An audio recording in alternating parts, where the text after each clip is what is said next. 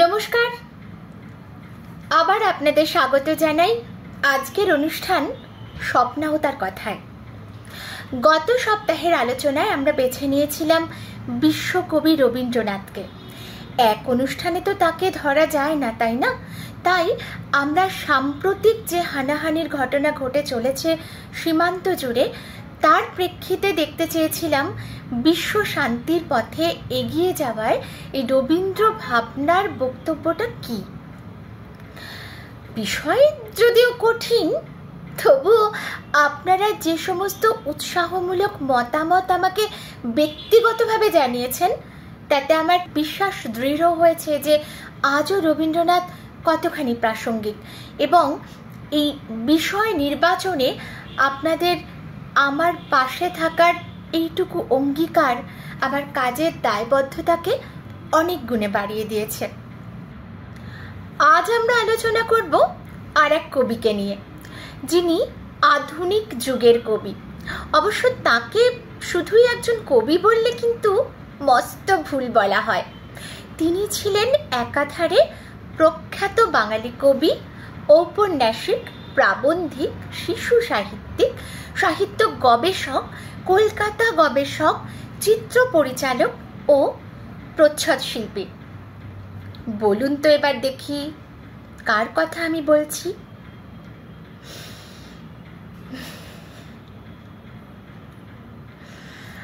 বলছি, আমাদের আজকের আলোচনার মানুষটি হলেন শ্রী পূর্ণেন্দু শেখর পত্রী। যদিও পূর্ণেন্দু পত্রী নামেই তিনি সব থেকে বেশি পরিচিত। ভাবলে খুব অবাক লাগে যে গড়পড়তা আর 5 জন বাঙালির চাইতে বিপুল এক প্রতিভা নিয়ে এসেছিলেন এই মানুষটি, যাকে বুঝতে গেলে কিন্তু বাস্তবিকভাবেই আমাদের ফিরে যেতে হয় 2 মলাটের সাদা পাতার কালো অক্ষরে, প্রচ্ছদের তুলির টানে, সাদা কালো চলচ্চিত্রের মায়ার জগতে। এই বিপুল কর্মকাণ্ডের নায়কটির মননশীলতা আজও মুগ্ধ করে আপামর বাঙালিকে, ভাবায় তার শিল্প ভাবনার বিপুল সম্ভারের ছটায়। কিন্তু কি আশ্চর্য দেখুন তো, মানুষটি কিন্তু থেকে গেছেন আড়ালে, একান্তে এক গভীর নীরবতায়।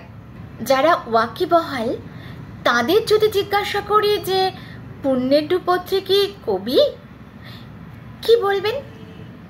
হ্যাঁ, অবশ্যই তিনি একজন কবি। সত্যি বলতে কি, তার প্রথম পরিচয় এই যে তিনি একজন কবি। প্রথম পরিচয় বললেই মনে আসে, তাহলে কি দ্বিতীয়, তৃতীয় আরও কিছু পরিচয় আছে? আর সেগুলো কি এতই গুরুত্বপূর্ণ? এইখানেই আসলে গোল বেঁধে যায়।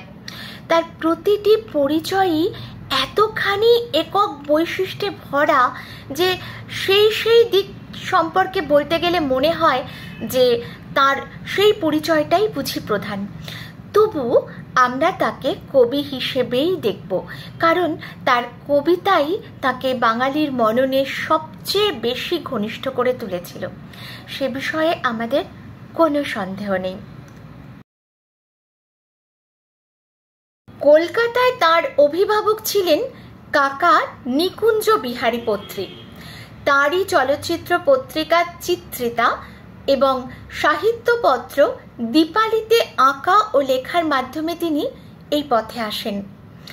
1951 সালে পূর্ণেন্দু পত্রীর প্রথম কাব্যগ্রন্থ এক মুঠো রোদ প্রকাশিত হয়। তখন তার বয়স মাত্র 20 বছর। এরপর নানান লেখালেখির মধ্যে দিয়ে যেতে যেতে তিনি লেখেন এক কালজয়ী সিরিজ। নামটা কিন্তু আপনারা সকলে জানেন, নাম হচ্ছে কথোপকথন। এই সিরিজের নায়ক নায়িকা শুভঙ্কর ও নন্দিনী যেভাবে বাঙালির প্রেমী প্রেমিকার খুব কাছের মানুষ হয়ে উঠেছিল, তার সাথে তুলনা চলে একমাত্র উত্তম সুচিত্রা জুটির। আজও সে কথা অস্বীকার করার কিন্তু কোনো উপায় নেই। শ্রোতা বন্ধুরা, সত্যি কথা বলতে কি, পূর্ণেন্দু পত্রীর এত এবং এত ভালো ভালো কবিতা আছে যে কোনো একটা ভালো লাগার কবিতা বেছে নেওয়া খুব কঠিন কাজ বলেই শুধু নয়, অসম্ভব বটেও আমাদের কাছে। তবু আমাদের তো কিছু কবিতাকে আলাদা করে বেছে নিতেই হয়, তাই না? কিছু বিশেষ ভালো লাগা, বিশেষ মুহূর্তের সেগুলো তৈরি হয়। কিন্তু তবু প্রত্যেকটি কবিতা পূর্ণেন্দু পত্রীর ভীষণ ভীষণ ভালো, ভীষণ ভালো লাগার কবিতা সবার কাছে। আর আমি আমার এই গল্পরা চ্যানেলে ওনার বেশ কিছু কবিতা কিন্তু পাঠ করেছিলাম। আপনারা সেই সমস্ত কবিতা শুনেওছেন। যদি আমায় এখন বলেন যে আমার পছন্দের একটি কবিতা শোনাতে, তাহলে আমি ওনার কবিতার বই তুমি এলে সূর্যোদয় হয় থেকে যে টেলিফোন আসার কথা সে টেলিফোন আসেনি কবিতাটা তো অবশ্যই বেছে নেব। যারা এই কবিতাটা শোনেননি একটু খুঁজে নিন, আমার পেজে পেয়ে যাবেন। কি অসম্ভব সুন্দর লেখা। আর হ্যাঁ, আরও একটা কবিতার কথা তো আমি অবশ্যই বলবো, সেটা হলো কথোপকথন 4 সিরিজ থেকে একটি কবিতা, যেখানে নায়ক নায়িকার কথোপকথন শুরুই হচ্ছে এইভাবে যে যে কোনো একটা ফুলের নাম বলো, দুঃখ। যে কোনো একটা নদীর নাম বলো, বেদনা। যে কোনো একটা গাছের নাম বলো, দীর্ঘশ্বাস। যে কোনো একটা নক্ষত্রের নাম বলো, অশ্রু। এবার আমি তোমার ভবিষ্যৎ বলে দিতে পারি। কি অসাধারণ তার শুরু। এটিও আমি পাঠ করেছি এই চ্যানেলে, আপনারা সময় করে একটু শুনে নেবেন যারা শোনেননি। পূর্ণেন্দু পত্রীর কবিতা এমন শব্দচয়নে ভরা, তার দোতনা এমনই যা আমাদের বিস্ময়ে মুগ্ধ করে রাখে কাব্যের পেলবতায়। তাই তাকে কবি ছাড়া আর কোনো কিছু বলাই শ্রেয় বোধ হয় না। তার কথোপকথন সিরিজের 40টি কাব্যগ্রন্থ এক বিস্ময়কর কবি প্রতিভার দলিল। সাহিত্যের অতীত, বর্তমান, ভবিষ্যতের কাল সমুদ্রে কবি পূর্ণেন্দু পত্রীর নাবিকের মতো দিক নির্দেশ করে চলেছেন, চলবেনও। সাহিত্য গবেষক শিশির কুমার দাস শ্রী পত্রীর সম্পর্কে মন্তব্য করতে গিয়ে বলেছেন যে ছন্দের কৌশল, প্রতিমা গঠনের স্পষ্টতা এবং কথন ভঙ্গির ঘরোয়া চাল তার কবিতার প্রধান বৈশিষ্ট্য। কবি পূর্ণেন্দু পত্রী ছিলেন অত্যন্ত আধুনিক, প্রেমিক এবং অত্যন্ত শহুরে কলকাতার কবি। তার কাব্য ভাষা সহজ, গতিশীল এবং গভীর। সাহিত্য আলোচক মম চৌধুরী বলেছেন, প্রত্যয়ী কবির কাছে পূর্ণেন্দু পত্রীর কবিতাকে মনে হয় আলোয় পড়া জ্যোৎস্না। কেননা এই কাব্য জ্যোৎস্নায় একটু প্রতিবাদ, একটু প্রেম আর একটু বিদ্রোহ আছে। আর আছে বলেই পূর্ণেন্দু পত্রী হয়ে আছেন নতুন আলোর আলোক কবি। তার কবিতায় উঠে আসে সাহসের তলোয়ারের পাশাপাশি ভালোবাসার লাল গোলাপও। আসলে তার লেখায় প্রেম আর প্রতিবাদ একসাথে মিশে যাওয়ার পিছনে একটা ইতিহাস আছে, সেটা একটু বলে দিই। পূর্ণেন্দু পত্রীর জন্ম 1901 সালের 2রা ফেব্রুয়ারি পশ্চিমবঙ্গের হাওড়া জেলার শ্যামপুরের নাকলে। ছোটবেলায় বাগনানের বিশিষ্ট কমিউনিস্ট নেতা অমল গাঙ্গুলির সংস্পর্শে এসে কমিউনিস্ট পার্টির নানা কাজকর্মের সঙ্গে তিনি জড়িয়ে পড়েন। তারপর কলকাতায় এসে 50 দশকের শুরুতে কমিউনিস্ট পার্টির সক্রিয় সদস্য হয়ে রাজনীতি ও সাহিত্য চর্চা দুটোই একসঙ্গে চালাতে থাকেন। একদিকে প্রেমিক, কবি, সাহিত্যিক তিনি অন্তরে, আর অন্যদিকে যুক্ত হন আদর্শবাদের লড়াইতে, সামনে রেখে মানুষের সামাজিক রাজনৈতিক মুক্তির সংগ্রাম। এই দুয়ের মিশ্রণ আমরা পাই তার কাব্যে। শুধু বড়দের কবি তিনি ছিলেন না, কিন্তু একই সাথে তিনি যখন ছড়া লিখছেন ছোটদের জন্য, তখন তার এই লেখার যে ভাষা খুব মন কাড়া। কৌতুকে ভরা, তেমন ঠিক তা প্রাণবন্ত, উচ্ছল, ঠিক আবার চূড়ান্ত উইট সমৃদ্ধ।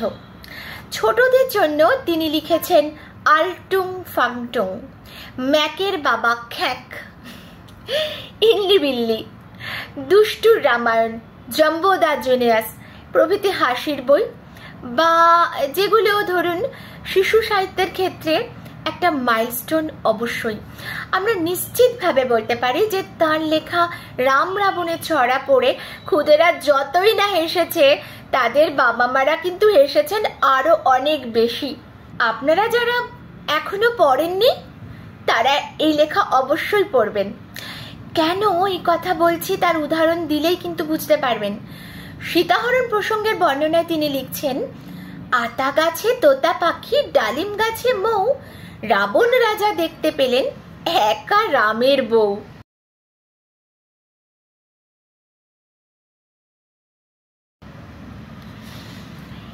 এবার আমরা একটু দেখে নেব গদ্য লিখিয়ে পূর্ণেন্দু পত্রিকে। যেহেতু আজকে আমরা পূর্ণেন্দু পত্রিকে পুরোটাই আলোচনার মাধ্যমে তুলে ধরতে চাইছি, পূর্ণেন্দু পত্রের পুরো সমগ্র কাজকর্মগুলোকে যতটা পারছি চেষ্টা করছি, তাই এবার আমরা ছড়ার পাশে গদ্যকে রাখছি। তিনি গদ্য লিখি হিসেবে কেমন সেটার আলোচনা একটু আসি। কবিতা ছড়ার পাশাপাশি তিনি গদ্যও লিখতেন।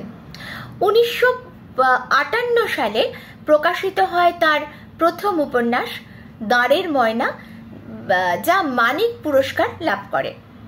সব তো আর আলোচনা করা সম্ভব নয় এই অল্প সময়, তাই না?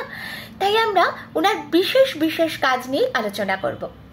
শেষ জীবনে বঙ্কিমচন্দ্রকে নিয়ে তিনি বঙ্কিমচন্দ্র চট্টোপাধ্যায়কে নিয়ে গভীর গবেষণা শুরু করেছিলেন পূর্ণেন্দুবাবু। মৃত্যুর আগের বছর 1996 সালে তিনি প্রকাশ করেন তার সেই গবেষণালব্ধ বই বঙ্কিম যুগ, বইটার নাম।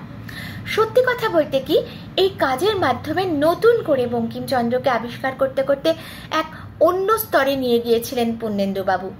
তার সম্পর্কে সংবাদপত্রে এক আলোচনায় গৌতম চক্রবর্তী লিখেছিলেন, আমাদের পূর্বসূরীরা যাবতীয় তর্কশীলতা নিয়েও বিষয়ের প্রতি কিরকম শ্রদ্ধাশীল ছিলেন, বৃহৎ বাঙালি কিভাবে এক নিঃশ্বাসে রোদা থেকে রেলকে হয়ে লোকশিল্পকে নিয়ে আসত আতৃপ্ত সংরাগে, তার প্রমাণ তিনি পেয়েছেন পূর্ণেন্দু পত্রের প্রবন্ধ পড়েই। আমার ছেলেবেলা নামে তার একটি স্মৃতিকথাও রয়েছে। এছাড়া মালঞ্চ এবং ছোট বকুলপুরের যাত্রী ও ভীষণ জনপ্রিয়তা লাভ করেছিল। ছোট বকুলপুরের যাত্রী গল্প দূরদর্শনে অভিনীতও হয়েছিল ধারাবাহিক হিসেবে। পূর্ণেন্দুবাবু নিজে অভিনয় করেন একটা ছোট্ট চরিত্রে। তার একটি বিশেষ দিক ছিল যে এই কলকাতার ইতিহাস নিয়ে অত্যন্ত বিশদে কাজ করেছেন। কলকাতা সম্বন্ধে প্রায় 1 ডজন বই তিনি রচনা করেছিলেন। এগুলির মধ্যে উল্লেখযোগ্য শহর কলকাতার আদি পর্ব, বঙ্গভঙ্গ, কি করে কলকাতা হলো, ছড়ায় মোড়া কলকাতা, কলকাতার রাজকাহিনী, এক যে ছিল কলকাতা ইত্যাদি।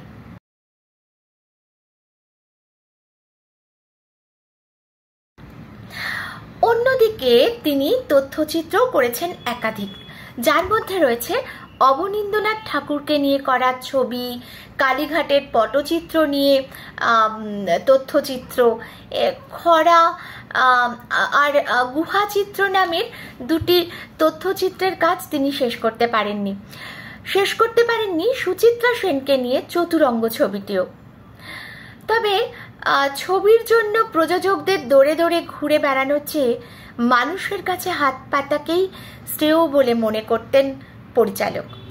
কিন্নর রায় তার স্মৃতিচারণাতে বলেছিলেন, কুপন ছাপিয়ে চাঁদা তুলে ছবি করতে চেয়েছেন পূর্ণেন্দু পত্রে, সেই চাঁদা তোলা সহযোগী হয়েছি আমরাও, সামান্য টাকা কুপন কেটে তুলে দেওয়া। তার প্রথম চলচ্চিত্র স্বপ্ন মুক্তি পেয়েছিল 1965 সালে প্রেমেন্দ্র মিত্রের গল্প অবলম্বনে। রবীন্দ্রনাথের কাহিনী অবলম্বনে স্ত্রীর পত্র ও মালঞ্চ সহ মোট 5টি চলচ্চিত্র পরিচালনা করেন তিনি। এছাড়াও নির্মাণ করেন 7টি তথ্যচিত্র। চলচ্চিত্রকার পূর্ণেন্দুবাবুর কথা বলতে গিয়ে তার একটি বিশেষ ছবির কথা বলতেই হয়। রবীন্দ্রনাথের 1914 সালের লেখা গল্প স্থিরপত্র তিনি চলচ্চিত্রায়িত করেছিলেন 1972 সালে একই নামে। এই ছবিটির পরিচালনা, অভিনয় এবং সঙ্গীতের গুণে আজও একটি মাইলস্টোন। স্থিরপত্র চলচ্চিত্রটির জন্য তাসখান্দ চলচ্চিত্র উৎসবে শ্রেষ্ঠ চিত্র নির্মাতা ও শ্রেষ্ঠ চলচ্চিত্র পরিচালকের পুরস্কার অর্জন করেন পূর্ণেন্দু পত্রী। অন্যদিকে 1974 সালে সমরেশ বসুর কাহিনী অবলম্বনে নির্মিত তার ছেঁড়া তমসুক চলচ্চিত্রটিও একাধিক জাতীয় ও আন্তর্জাতিক পুরস্কার লাভ করেছিল। আপনারা জানেন, প্রখ্যাত টপ্পা পুরাতনী গানের শিল্পী শ্রী রামকুমার চট্টোপাধ্যায়ের নাম। তিনি তার আত্মজীবনীতে স্থিরপত্র ছবি সম্পর্কে স্মৃতিচারণা করে বলেছিলেন যে তিনি তখন খুব স্ট্রাগল করছেন, কিন্তু ঠিক যেন প্রচারের আলোয় আসতে পারছেন না। সেই সময় সিনেমার কাজ না করলে ঠিক যেন যাতে ওঠা যেত না। এই রকম একটা সময় হঠাৎ একদিন একটা টেলিফোন এলো ওনার কাছে। ওদিক থেকে পূর্ণেন্দু পত্রী তাকে বলেছিলেন, এই ছবির আবহ এবং কণ্ঠসঙ্গীতের দায়িত্ব আপনাকে দিচ্ছি, আপনি কাজ শুরু করুন। এবং এই সিনেমায় কাজ করার পর ওনার জনপ্রিয়তা বিপুলভাবে বেড়ে যায়, যা আজীবন তিনি স্বীকার করতেন। সত্যি বলতে কি, পূর্ণেন্দু পত্রী ছিলেন এক স্বয়ংসম্পূর্ণ প্রতিষ্ঠান। কোনো এক পরিচয়ে তাকে বেঁধে রাখা যায় না। আবার দেখুন, কবি, সাহিত্যিক, পরিচালক, অভিনেতা, ছড়াকার, এই সমস্ত পরিচয় যদি আপনি মুছে ফেলেন তাহলে দেখতে পাবেন পূর্ণেন্দু পত্রী দাঁড়িয়ে আছেন একজন আদ্যন্ত শিল্পী হিসেবে। তিনি নিজে যেমন ছিলেন শিল্পের গুণগ্রাহী, তেমনি একজন পূর্ণ শিল্পীও। আর্ট কলেজের কমার্শিয়াল আর্টের কৃতি ছাত্র ছিলেন পূর্ণেন্দুবাবু। ভাবা যায়? সত্যি ভাবা যায় না, এত গুণ। ছাত্র জীবন থেকেই বিভিন্ন পত্রপত্রিকায় ছবি আঁকতে শুরু করেন তিনি। আগেই বলেছি, তার কাকা নিকুঞ্জ বিহারী পত্রী সম্পাদিত পত্রিকা চিত্রিতা এবং সাহিত্য পত্রিকা দীপালিতে প্রথম কাজ শুরু করেছিলেন তিনি। ক্রমে ক্রমে প্রচ্ছদ শিল্পী হিসেবে এক স্বতন্ত্র ধারায় নিজেকে প্রতিষ্ঠা করেন পূর্ণেন্দু পত্রী। শতাধিক বাংলা বইয়ের প্রচ্ছদ এঁকেছিলেন তিনি। বিদেশি শিল্পীদের কাজ থেকে শুরু করে শহরের দেওয়াল লিখন, রাস্তায় বসানো মূর্তি, সবকিছু খুঁটিয়ে খুঁটিয়ে দেখতেন ও বোঝার চেষ্টা করতেন একজন জাত শিল্পীর চোখ দিয়ে। তাই তার লেখা আর আঁকা যেন এক হয়ে যেত, যেমন যেত প্রেম আর প্রতিবাদ এক ধারায় মিশে। রাতুল ঘোষ পূর্ণেন্দু পত্রীর প্রচ্ছদ সম্পর্কে এক প্রবন্ধে লিখেছিলেন, তিনি কবিতা আঁকেন এবং যখন আঁকেন তখন শুধু কবিতাকেই আঁকেন সকলের জন্য। তিনি কবিতা আঁকতে গিয়ে ভুলেও নিজের কথা বলেন না, কবিতার কথাই বলেন। এটাই প্রচ্ছদের ধর্ম। আর কবি পূর্ণেন্দু পত্রী আজীবন তুলি হাতে এই নির্লিপ্ত নিবেদনের ধর্মকে পালন করেছেন। তার আঁকা প্রচ্ছদগুলি ওই বিশেষ বইটির নান্দিমুখ বা মুখপত্র বা চিত্ররূপ হয়ে উঠেছে। পূর্ণেন্দুর ছবি হয়নি কখনোই। এই জন্যই প্রচ্ছদ শিল্পী পূর্ণেন্দু অমর। পূর্ণেন্দুবাবুর করা উল্লেখযোগ্য কিছু প্রচ্ছদের কাজ আমরা দেখতে পাই শঙ্খ ঘোষ চিত্রিত পাতাল ছায়া, শক্তি চট্টোপাধ্যায়ের প্রভু নষ্ট হয়ে যায়, সুনীল গঙ্গোপাধ্যায়ের হঠাৎ নীরার জন্য, বীরেন্দ্র চট্টোপাধ্যায়ের প্রেমের কবিতা, বুদ্ধদেব বসুর কবিতা সংগ্রহ, আবু শহীদ আইয়ুবের পথের শেষ কোথায়, গৌরকিশোর ঘোষের রূপদর্শীর সংবাদ ভাষ্য, নীরেন্দ্রনাথ চক্রবর্তীর কবিতার ক্লাস ইত্যাদি বইয়ের ক্ষেত্রে। নিজে কবি ছিলেন বলেই হয়তো কবিতার বইয়ের প্রচ্ছদে এমন করে কবিতাকে জীবন্ত করে ফুটিয়ে তুলতে পারতেন তিনি। প্রচ্ছদ তৈরি করা নিয়ে একটা মজার গল্প দিয়ে আজকের আড্ডা শেষ করব। এই গল্প খবরের কাগজের পাতায় শুনিয়েছিলেন আর এক চলচ্চিত্রকার কবি প্রয়াত বুদ্ধদেব দাশগুপ্ত। ঘটনাটা ছিল ছাত্র জীবনে তার প্রথম কবিতার বই গভীর এরিয়েলের প্রচ্ছদ তৈরি করা নিয়ে। সেই বই প্রকাশিত হয়েছিল কবিপত্র প্রকাশনা থেকে। সেখানকার কর্ণধার পবিত্র মুখোপাধ্যায় বুদ্ধদেব বাবুকে একদিন ডেকে বললেন যে পূর্ণেন্দু পত্রীর সাথে যোগাযোগ করতে, কারণ প্রচ্ছদ করবার জন্য পূর্ণেন্দু পত্রী আদর্শ। এর পরের ঘটনা এই রকম, আমি বুদ্ধদেব বাবুর জবানিতেই আপনাদেরকে বলছি। পূর্ণেন্দু পত্রী তখন থাকতেন লেক টাউনে। আমি চিনতাম আগে ভাগেই, ওর সেই দাঁড়ের ময়না পড়ে মুগ্ধ হয়ে যাওয়ার পর থেকেই। ফোন করে আগেই বলে রেখেছিলাম। পূর্ণেন্দুদা তখন মহা ব্যস্ত তার প্রথম ছবি স্বপ্ন নিয়ে শুটিংয়ের কাজে। আর লেক টাউনের আকাশ ভেঙে সেদিন প্রবল বৃষ্টি। ভেজা চিড়ের মতো নেতানো আমার অবস্থা। বেল টিপতেই পূর্ণেন্দুদা দরজা খুলে বলে উঠলেন, এখন হবে না, এখন হবে না। তারপর কি মনে হয় আবার বললেন, আগে জল ঝরে যাক, তারপর ভেতরে ঢুকো। শুটিং কেমন চলছে জানতে চাওয়ায় তিনি বললেন, ভালো, কিন্তু ক্যামেরাম্যান আমার কথা শোনে না। যাই বলি খালি বলে হয় না, হয় না। তারপর একটু থেমে বললেন, বইয়ের নাম কি? গভীর এরিয়েল। আমি বললাম। উনি হেসে বললেন, জীবনানন্দ দাস থেকে মেরে দিয়েছ? কি যেন লাইনটা? প্রাণাকাশে বচনাতীত রাত্রি আসে, তবুও তোমার গভীর এরিয়েলে। তারপর 2 কাপ চা, 2টো সিগারেট আর 10টা মিনিট। সেই প্রচ্ছদ তৈরি হয়ে গেল, যা এখনো পর্যন্ত আমার প্রকাশিত কবিতার বইগুলির মধ্যে শ্রেষ্ঠ।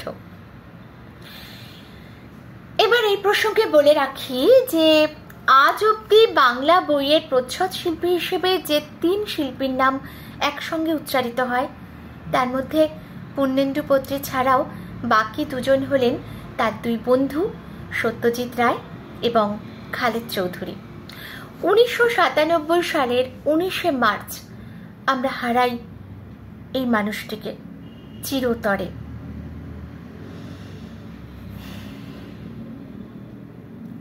আজ এই পর্যন্তই।